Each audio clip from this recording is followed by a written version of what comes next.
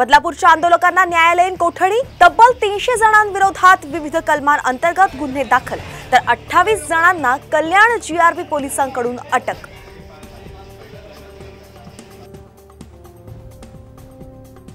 मुंबई उपनगरातल्या शाळांमध्ये होणार सीसीटीव्हीसह महिला सहाय्यकाची नियुक्ती, तर सर्व कर्मचाऱ्यांसाठी पोलीस व्हेरिफिकेशन बंधनकारक। मंत्री मंगल प्रभात लोढांची घोषणा।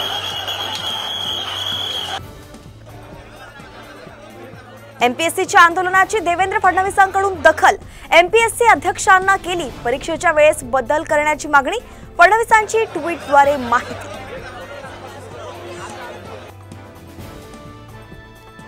आगामी विधानसभेच्या संदर्भात 23 ऑगस्टला समरजित घाटगे समर्थकांचा मेळावा, घाटगे भाजपात राहणार की हाती तुतारी घेणार याकडेच लक्ष।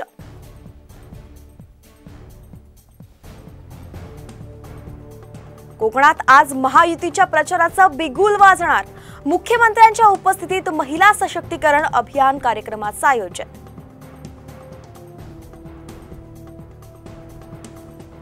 नागपूर गोवा शक्तीपीठ महामार्गात बदल करण्याच्या हालचाली, विरोध करणारे शेतकरी आणि स्थानिकांशी चर्चा करून महामार्गाचं अलाइनमेंट बदलण्याचा एमएसआरडीसीचा निर्णय।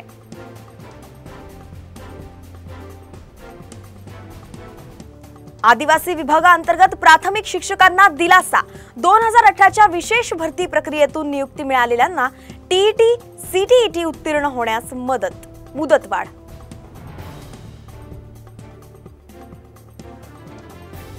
यूपीएससी कडून पदांची वादग्रस्त ठरणारी थेट भरती अखेर रद्द, परीक्षा न घेताच सहसचिव, संचालक, उपसचिव पदासाठी होणार भरती।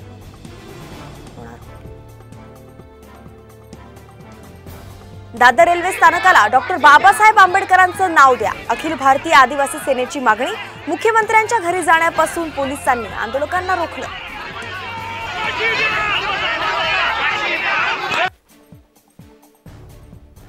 अल्पवयीन मुलीला मद्य पाजून मित्रांकडून अत्याचार, मित्रांसह मैत्रिणीविरुद्ध गुन्हा दाखल, आरोपी तरुण पोलिसांच्या ताब्यात।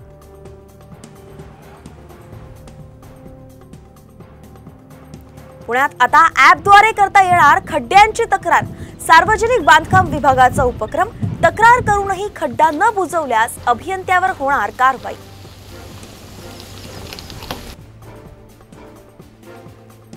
बीसीसीआयचे विद्यमान सचिव जय शहा आयसीसीचे अध्यक्ष बनणार असल्याची चर्चा, 27 ऑगस्ट पर्यंत याबाबत निर्णय होणार असल्याची माहिती।